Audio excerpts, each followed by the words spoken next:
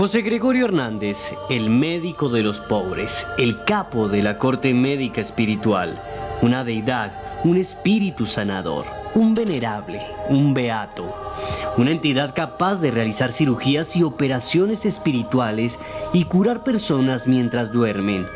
Un culto que se ha extendido a toda Latinoamérica y que se ve retratado en imágenes como esta gigantesca estatua emplazada en Venezuela. Presencias que son buscadas por fieles que aseguran haber experimentado curaciones milagrosas, como el testimonio de Alexander Hernández, quien afirma haber entrado en contacto con su espíritu mientras sufría una penosa enfermedad. El milagro en sí fue el 5 de octubre, que es cuando yo siento la presencia de él en el cuarto donde yo estoy. Dios mío, si tú me vas a llevar, llévame, pero quítame este dolor. José Gregorio Hernández, monta tus manos sobre mí, ya es hora, ya no aguanto más, ya es demasiado, el dolor es demasiado fuerte. Me dan una pastilla y yo me acuesto a dormir. Cuando me acuesto a dormir, yo en el mismo sueño era como especie de una pesadilla, pero sí veía que pasaba alguien en el cuarto, iba, regresaba y así estaba. Y yo veía que pasaba, pero lo veía y no podía hablar nada. Al margen de las creencias populares, Hernández fue beatificado por el Vaticano el viernes 30 de abril de 2021 en Venezuela, desde donde irradia con su fe al mundo entero. ¿Quién fue José Gregorio Hernández? ¿Cómo aparece? ¿Cuáles son sus extrañas profecías? En Más Allá, abrimos la puerta del misterio. José Gregorio Hernández, el primer beato venezolano. Yarley, hablábamos aquí fuera de cámaras que se demoraron mucho en beatificar a José Gregorio Hernández, y es también porque su figura, a pesar de estar relacionada con la ciencia, porque era médico, como nos decía antes Alejandro, con los milagros, por eso pues obviamente lleva un proceso dentro del Vaticano para lograr ser beato, también tiene una relación muy estrecha con todo el tema del espiritismo y de la brujería que conocemos viene desde Venezuela. ¿Cómo es esa relación y esa mística, esa mezcla tan particular que hay ahí en todos esos ámbitos? Claro, hay dos cosas ahí. La primera es que cuando uno ve beatos y santos, generalmente uno ve gente que militó en la iglesia, que se apartó para el servicio de la iglesia, curas, monjas, y pues este señor era un humanista, pues jamás era un científico, pero era un tipo muy humanista que hizo mucha obra social, que si uno lo ve le gustaba el baile, le gustaba la juerga, o sea, un latino en todo el sentido de la palabra, entonces también rayaba un poco. Y lo otro es que durante muchísimo tiempo, antes de que se hiciera, por ejemplo, en algunos conventos y que digamos, estos encuentros con José Gregorio los administraran algunas monjitas, pues lo habían hecho médiums, brujos, que tenían sus lugares específicos y la gente iba y acudía por 20.000, 30.000 o menos dinero en su época para ser operados por San Gregorio, y esto pues era tomado por la Iglesia Católica como brujería. De hecho, el primer milagro que le ha certificado la Iglesia, que es el que nos estaba contando Esteban de Yatsuri Solórzano, pues ya es algo que la iglesia tiene que decir, es que desafía totalmente a la ciencia, totalmente, y ya como que ratifican esto y sacan una postura, pero generalmente pues es por esa delgada línea que hay entre ese milagro y las artes de la brujería un poco, que la iglesia pues obviamente iba a ser reticente en beatificarlo. Alejandro, usted nos estaba al inicio haciendo un poco el resumen de quién era José Gregorio Hernández, médico, fue hasta París, como nos dijo Esteban, a prepararse, pero además el tipo regresa a su país natal a trabajar precisamente por los más necesitados, sí. Y por eso es que se le menciona como el médico de los pobres. ¿Qué más hay que decir de la historia de José Gregorio Hernández? Tenía una impresionante vocación de servicio hacia las personas más necesitadas, hacia las personas de condición más humilde. José Gregorio Hernández es conocido por haber fundado la primer cátedra de bacteriología de toda América. Estamos hablando de un hito científico muy importante importante en nuestro continente, un hombre pionero a comienzos del siglo XX en los estudios de microbiología, estuvo a la par de algunos de los discípulos de Louis Pasteur y de algunos de los más importantes científicos de Europa en aquel entonces, un hombre muy avanzado, un hombre no solamente con una fe muy férrea como nos describía Yarly, sino realmente con un conocimiento científico excepcional. Así es, pero a mí lo que me parece sorprendente del caso de José Gregorio Hernández es que tiene unas manifestaciones espirituales, sobrenaturales, que están como al límite de la realidad, que no pasan actualmente con otros santos católicos.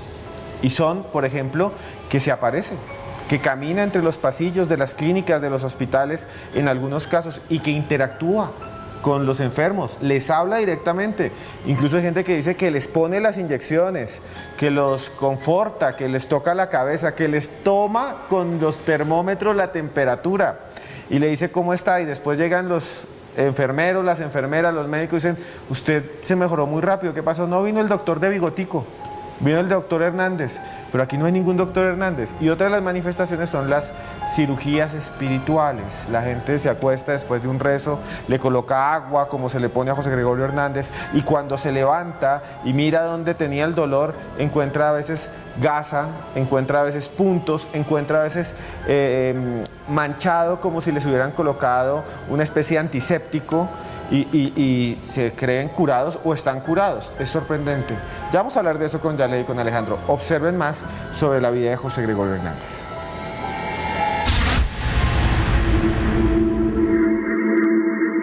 La historia de José Gregorio Hernández comenzó en 1864 en Isnotú, Venezuela, donde nació en medio de una familia culta y acomodada. Durante su vida se destacó como científico, médico y escritor.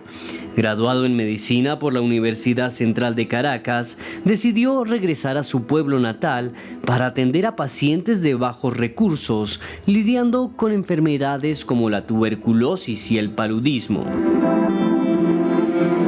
Estudió en París, viajó por el mundo e intentó ordenarse sacerdote.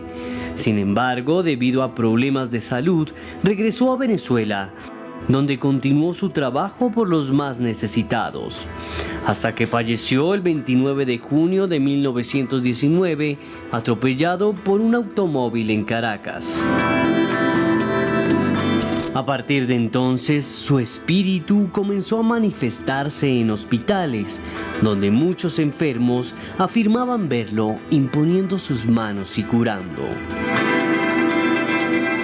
Milagros como el sucedido en 2017, cuando Yasuri Solórzano Ortega, de 10 años, recibió un disparo de escopeta en la cabeza y sobrevivió sin ninguna secuela. Todos los médicos que la veían no me daban ninguna esperanza, lo que me decían es que la niña se moría, que la niña se moría. Entonces, con este Gregorio Hernández, la tocó de la cabeza a los pies y de los pies a la cabeza. Y me dijo, a ella no la voy a operar él, la voy a operar soy yo. Porque vengo, a mí me mandó Dios para acá para que yo hiciera la operación en la niña. Un milagro aprobado por el Vaticano luego de años de investigación.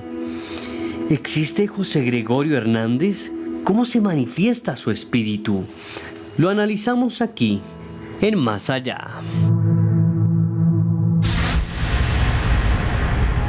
Bueno, en la nota que ustedes veían anteriormente está el testimonio de la madre de esta niña, Yasuri, que fue el caso por el cual beatificaron a José Gregorio Hernández. Alejandro, ella ahí explicaba que él se le había sentido la presencia, pero que además él le había hablado y le había dicho que no se preocupara porque a su hija él la iba a operar, no le iban a operar los médicos. Este testimonio obviamente es mucho más largo, para contextualizarlos un poco, la señora dice que cuando a la niña le disparan, ella inmediatamente lo que hace es orarle a San Gregorio Hernández y pedirle que salve a su hija, porque los médicos le dijeron su hija no tiene ninguna esperanza, no tiene salvación, su hija si de pronto sobrevive va a quedar inválida con muchísimas dificultades, y la mamá lo que hace, porque cree precisamente en este señor, es es encomendarle la salud de su hija a José Gregorio Hernández.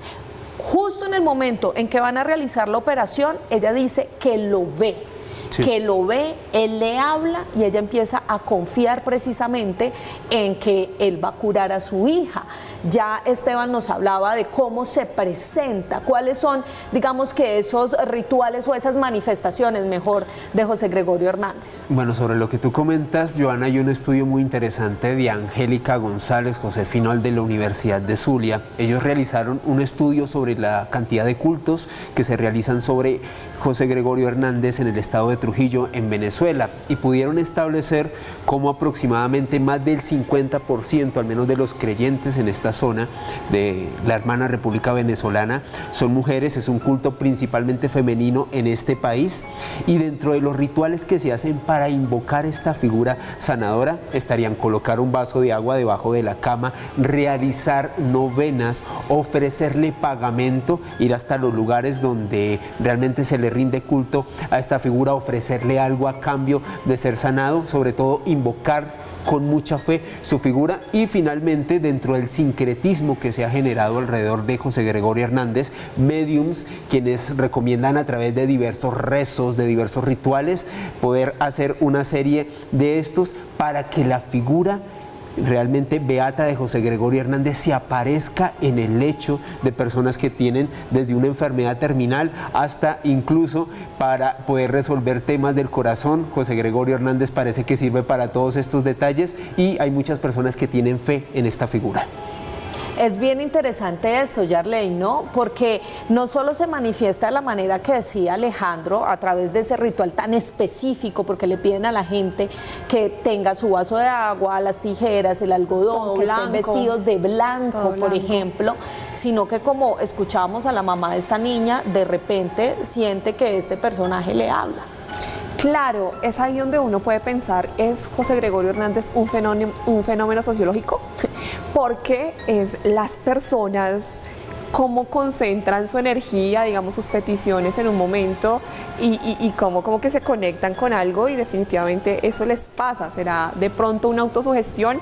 Yo me pregunto mucho eso, salvo por dos cosas, Joana, Esteban y Alejo, y es, primero, estos testimonios donde la gente dice, es que yo puse alcohol y ese alcohol se convirtió en aceite. O sea, creo que todos estamos de acuerdo que si uno pone alcohol y lo deja ahí quietico, se evapora, ¿no? O sea, pero que se conviertan y se volvió aceitoso, y entonces ese aceite yo me lo apliqué y ese aceite me sanó.